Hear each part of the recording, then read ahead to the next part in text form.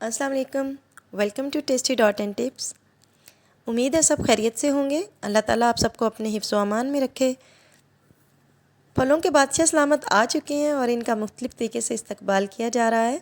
कभी हम इनकी चटनी बनाते हैं, कभी इनका अचार बनाते हैं, कभी मिल्क शेक बनाते हैं और कभी ऐसे ही नोश कर जाते हैं। तो आज हम इनके साथ कुछ ऐसा ही करने वाले हैं। आज हम इनका अचार बनाएंगे। कैरियों का सीज़न है तो इससे फ़ायदा उठाएं, चटनी बनाएं, अचार बनाएं और सर्दियों तक चलाएं। जिस ज़ात ने इंसान की मोहब्बत में इतनी खूबसूरत नेमतें बनाई हैं, उस ज़ात के ही खूबसूरत और बाबरकत नाम से शुरू करते हैं। बिस्मिल्लाहिर्रहमानिर्रहीम। सबसे पहले तो मैं यहाँ आपको ये बताती चलूँ कि इस रेसिपी के एक एक पॉइंट को आपने गौर से देखना है और एक एक पॉइंट को नोट करना है। शुरू में ये आपके कुछ मिनट ज़रूर ज़ाया होंगे, लेकिन रेसिपी को आप अच्छे तरीके से फ़ॉलो कर सकेंगे और तभी आप उसका 100% रिज़ल्ट भी हासिल कर सकेंगे। तो इसलिए आपने किसी भी पॉइंट को स्किप नहीं करना, जहाँ से समझ ना आए दोबारा से देख सकते हैं। यहाँ पर मैंने 2 किलो आम लिए हैं, आप 1 किलो भी ले सकते हैं और फिर बाकी मसालों को भी आप उसी हिसाब से आपने डिवाइड कर लेना है। मैंने यहाँ पे 2 किलो कच्चे आम लिए। मुझे थोड़े से इतने ज़्यादा कच्चे नहीं मिले, लेकिन अगर आपको बिल्कुल सही प्योर कच्चे आम मिलते हैं तो बहुत ही ज़बरदस्त है। कच्चे आम का अचार भी बहुत मज़े का होता है और फिर इसको काटने में और इस्तेमाल करने में भी ये बहुत आसान होते हैं। ये देखिए, बहुत आसानी के साथ कट रहे हैं, छुरी के साथ ही कट रहे हैं, कोई टोके वोके की ज़रूरत नहीं है। अपने हिसाब से आप एक आम के जितने भी पीस बनाना चाहें और गुठली को इस तरीके से रिमूव कर लें। और यहाँ पर ये याद रहे कि आपने इन आमों को, इन कैरियों को अच्छी तरह धो के किसी टॉवल कपड़े से आपने अच्छी तरह खुश्क कर लेना है कि इस पर बिल्कुल मॉइस्चर ना रहे। सबसे अहम इंग्रेडिएंट यहाँ पर मैंने हाफ़ टी स्पून मैंने हींग लिया है। ये बहुत ज़रूरी है, इससे खूबसूरत सी खुशबू आती है और प्रिजर्वेशन का जो इसमें अमल है वो तेज़ हो जाता है। बहुत जल्दी से आपका अचार रेडी हो जाएगा। 2 टेबलस्पून यहाँ पर नमक ऐड करने हैं और 2 टेबलस्पून यहाँ पर हम हल्दी ऐड करेंगे। ये तीनों चीज़ें ऐड करने के बाद अच्छे से आपने मिक्स करके, अब मैं यहाँ आपको ये बताती चलूँ, अगर आपको सख्त किस्म का अचार पसंद है तो आप इसको फ़ौरी तौर पे मज़ीद मसाले ऐड करके आप इसको रख सकते हैं। लेकिन अगर आपको अचार सॉफ्ट पसंद है तो आप इसको 5 से 6 घंटे भी रख सकते हैं और पूरा 1 दिन के लिए भी आप इसको धूप में रख सकते हैं। धूप भी ऑप्शनल है, आप किचन में भी रख सकते हैं, धूप में भी रख सकते हैं, ये सब आपकी अपनी मर्ज़ी पर है। मैं इसको 5 से 6 घंटों का रेस्ट दूंगी, क्योंकि ये हम सभी जानते हैं कि किसी भी चीज़ को जब हम मैरिनेट करते हैं तो उसका टेस्ट चेंज हो जाता है, इसलिए मैं इसे 5-6 घंटों तक रेस्ट दे दूंगी। यहाँ पर अहम मसाले हम देख लेते हैं कि कौन से डलेंगे। इसमें ये राई है, 5 टेबलस्पून आप ये राई ले लें,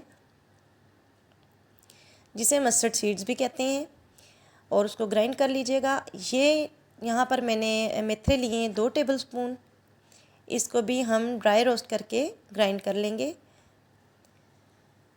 ये आप जितनी आपने राई ली है उस हिसाब से भी ले सकते हैं और कम भी ले सकते हैं। मैंने यहाँ पे 2 टेबलस्पून लिए हैं और 4 टेबलस्पून ये सौंफ लिए हैं हमने। ये भी हम इसको भी ड्राई रोस्ट करेंगे और इसको ग्राइंड कर लेंगे। मैं आगे आपको बताऊंगी कि कितना हमने इसको ड्राई रोस्ट करना है। और यहाँ पर ये 4 टेबलस्पून हमने कलौंजी के ले लिए हैं। इसको हमने इसी तरह सॉलिड फॉर्म में ही डालना है। अब एक पैन लेंगे और इसमें हमने इसको हम गरम करना है। गरम करने के बाद बिल्कुल लो फ्लेम पे आपने 1 मिनट के लिए इसको ड्राई रोस्ट करना है। बर्तन ऑलरेडी पहले का गरम होना चाहिए और उसमें आप सौंफ डालें और इसको और चम्मच के साथ चलाते जाएं और इसको ड्राई रोस्ट कर लें। फिर इसी तरीके से आपने उसी गरम पैन में लो फ्लेम पे मेथरे डालने हैं और वो भी सिर्फ 1 मिनट के लिए आपने लो फ्लेम पर गरम करने हैं। यहाँ पे आपने फ्लेम बिल्कुल हाई नहीं करना, लो रखना है, क्योंकि हमने सिर्फ हल्का सा इसको ड्राई रोस्ट करना है। इसको आपने जलाना नहीं है, बहुत तेज़ रंग नहीं देना। और ये भी याद रखें कि इन दोनों को इकट्ठे आपने नहीं करना, अलग अलग करना है। अब हमने सौंफ भी ग्राइंड कर लिए हैं और ये मेथरे भी ग्राइंड कर लिए हैं। इनको अलग अलग ग्राइंड करने का मकसद ये है कि हमने इनको दरदरा करना है। आपने सिर्फ 2 या 3 पल्सेस पे इनको ग्राइंड करना है। अलग अलग करना इसलिए कि सौंफ सॉफ्ट होते हैं, वो बिल्कुल ग्राइंड हो जाएंगे, पाउडर बन जाएंगे, और मेथरे जो है थोड़े हार्ड होते हैं, इसलिए आपने अलग अलग करना है ताकि दोनों दरदरा सा हो जाएं। यहाँ पर हमने राई ऐड कर दी है जो ग्राइंड कर चुके थे हम, और ये सौंफ हैं जो रोस्टेड और ग्राइंडेड थे, और कलौंजी है ये सॉलिड है, और ये चारों मसाले हमने यहाँ पर ऐड कर लेने हैं। और 2 से 3 टेबलस्पून यहाँ पर हमने सुरख मिर्च ऐड करनी है। और अब मज़ीद हम यहाँ पर 2 टेबलस्पून हल्दी के ऐड करेंगे और तकरीबन 2 टेबलस्पून ही अब मज़ीद यहाँ पर नमक के भी ऐड कर देंगे। एज़ यूजुअल जैसे मैं आपको सालन का बताती हूँ, अगर कम हो जाए तो आप अचार में भी बाद में ऐड कर सकते हैं। वो मैं आगे चलकर आपको बताऊँगी कि अगर नमक और मिर्च कम हो जाए तो आप किस तरीके से इन मसालों को दोबारा से अचार में ऐड कर सकते हैं।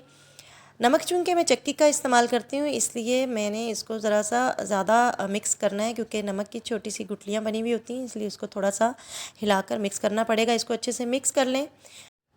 रस देने की वजह से ये देखें ये काफ़ी सॉफ़्ट हो चुका है और हींग की वजह से ये इसने प्रोसेस शुरू कर दिया है और अचार की बड़ी प्यारी सी खुशबू अभी से ही आने लगी है।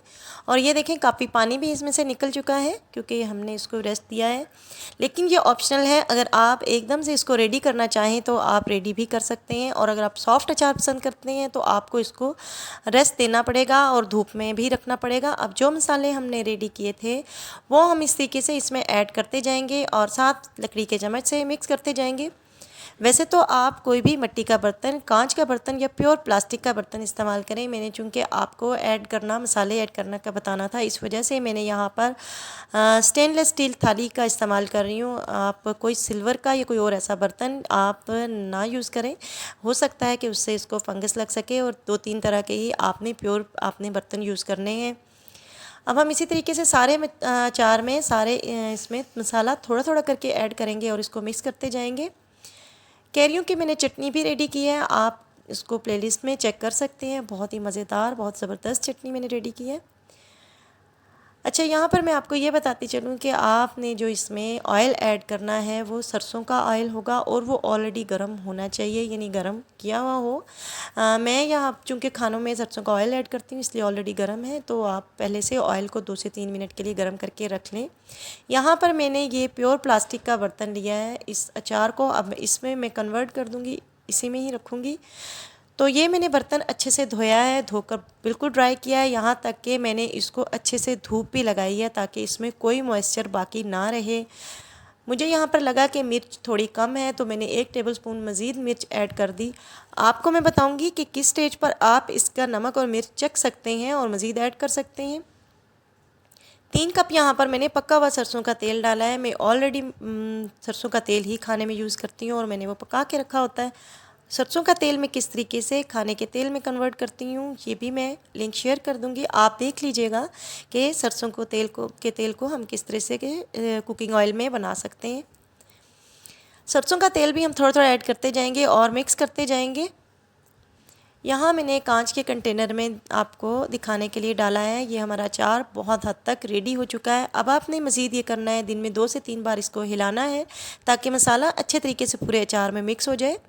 2-3 दिन में ही ये प्रोसेस में आना शुरू हो जाएगा। और जब आपने इसको खाने के लिए यूज़ करना है तो आपने कांटा इस्तेमाल करना है। गीला कोई भी बर्तन या कोई चीज़ आपने इसमें हाथ का भी इस्तेमाल आपने नहीं करना, अदरवाइज़ इसको फंगस लग सकता है। रेसिपी कैसी लगी मुझे कमेंट्स बॉक्स में ज़रूर बताइएगा। अगर अच्छी लगी तो लाइक कीजिएगा, शेयर कीजिएगा। हमेशा की तरह अल्लाह ताला के ज़िक्र को जारी और सारी रखिएगा और मुझे अब इजाज़त दें। नेक्स्ट वीडियो तक इंशाअल्लाह ताला फिर मिलेंगे। अल्लाह हाफ़िज़।